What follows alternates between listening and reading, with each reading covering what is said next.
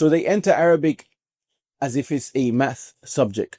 Rules first, charts first, i'rab first, terms first. And what happens is that they feel like Arabic is too hard. They quit before they even say a basic sentence. But Arabic, at its core, it's not grammar. Arabic is a language, and a language is something you build as a skill, not something you solve like an exam.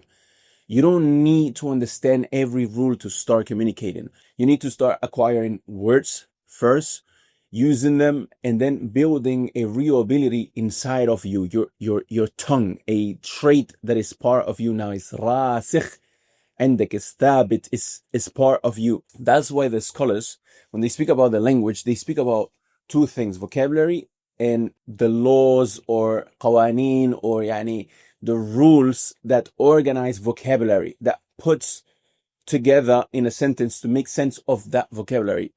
Not the terms first, the qawaid, the principles first, then maybe words later. And